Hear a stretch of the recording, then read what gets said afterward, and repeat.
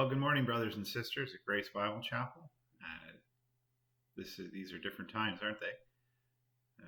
We aren't able to gather together as we normally would, and so we're just going to try and take the opportunity to be an encouragement to you through this short video. Hopefully, over the next few days, I'll be able just to share 10 minutes just to give you some thoughts for the day. I want to look at Psalm 46 to start. Just to look at, there's some really encouraging verses here. There's things that we can learn from it, and some things that have got me to think. Just with everything that's going on, it seems like the world has been upended, and yet we have an assurance in the God who we know and serve. So let's just take a look at Psalm 46. We're going to read the first 3 verses and go from there. God is our refuge and strength, a very present help in trouble. Therefore we will not fear.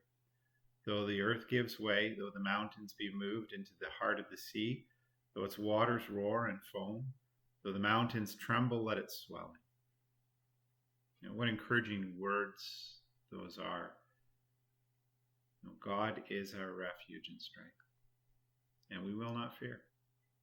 It could seem like the earth is giving away these days, doesn't it? It's hard to imagine even 2 weeks ago that we'd be where we are now. And there's so much uncertainty. But there are things that we can be certain of, isn't there? And one of them is that God is our refuge and strength.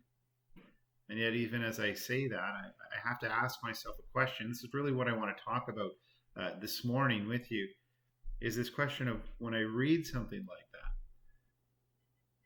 why do I struggle to take that truth and really apply it to my life? Like, what do I really believe? Because so often, worry and anxiety is what rules the day. I may know that God is my refuge, but do I act like it? Does it affect my life? I want to suggest to you this morning that the reason that we struggle with these things is directly proportional with how well we know the one who is making the promise. Do we know God intimately? And I feel like if we would get to know him the way that we should, that we really understand that he is our refuge, that he is our strength, understand his character, then we wouldn't worry. We wouldn't fear. The writers of the Psalms, they wrote this with great confidence. I'm just reminded of a story. It's amazing what we remember from when we were little. I just have snapshots of small stories that I remember, but this one actually is pretty vivid. I was at an arena. I might have been 5 or 6 years old, and I lost track of my parents. And when you're 5 or 6, you come up to the kneecaps of everybody around you, and just that, it was just a moment. I couldn't find them, and I just remember feeling that feeling of anxiety of like, what am I going to do now? And I look up and I see my dad's coat, and immediately relief. And I run up and I grab his leg, and then I look up and I realize it's not my dad. It's somebody else. His strange face is looking down at me. Very kind man, but I didn't know him. And all that feeling of relief and safety just left right away. And all the anxiety returned, and also embarrassment because I just grabbed the leg of somebody I didn't know. My parents were right close by, and I turned and they were right there. They'd just seen all this happen. But I just remember that feeling. There was no safety. There was no refuge. I didn't feel any of that, even though I wasn't in danger because I didn't know this person. In so many ways, I find when we read the promises that God makes, we don't take them to heart. We don't apply them into our lives. They don't affect our lives because we don't know the promise giver well enough.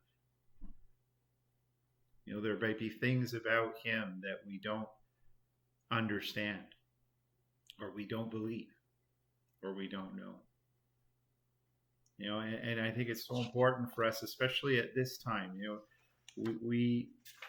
Our lives have been put on hold for so many of us. I know there's some of you who are in frontline work, and you're probably busier than ever in many ways, but many of us are now stuck in our homes, and we've got more time on our hand than we've had before. If we can move down to verse 10 of Psalm 46, we read this invitation that God makes. And after he's basically called the people to say, look at all the things that I've done. And he says this, be still and know that I am God. I will be exalted among the nations. I will be exalted in the earth. And it's this invitation to be still, to observe, to quiet the mind, and to know that he's God. It's amazing that we can know God. He relates to us in the very, very familiar form of personality, because God is a person. We look at time and again in the scriptures, we see the way he's described with terms of emotion. He's described as a God who's loving and he's merciful. We see times when he's angered. He describes himself as a jealous God. And there's times when he's grieved. That we can grieve the Holy Spirit.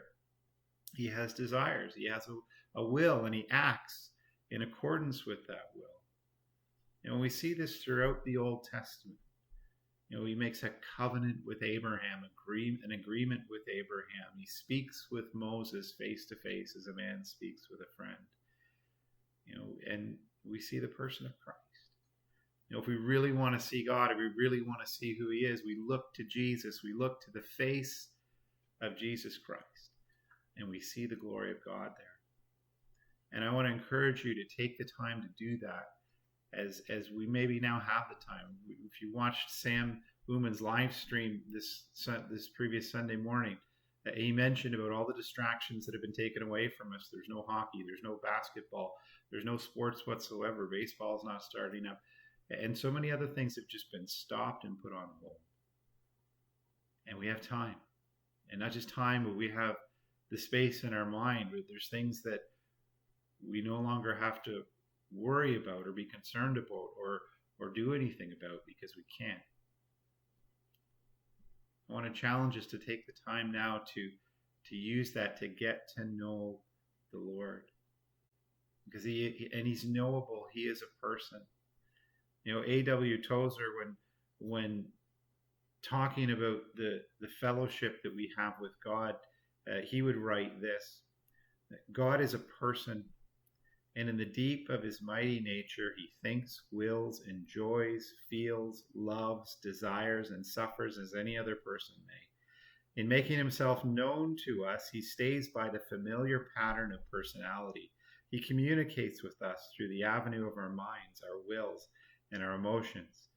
The continuous and unembarrassed interchange of love and thought between God and the soul of the redeemed man is the throbbing heart of New Testament religion. Let's take that to heart as we have the time now. The Apostle Paul in 2 Corinthians chapter 4, verse 6, in describing the gospel, the ministry of the gospel, the message that he brings, he describes it like this. It says, for God who said, let light shine out of darkness, has shone in our hearts to give the light of the knowledge of the glory of God in the face of Jesus Christ.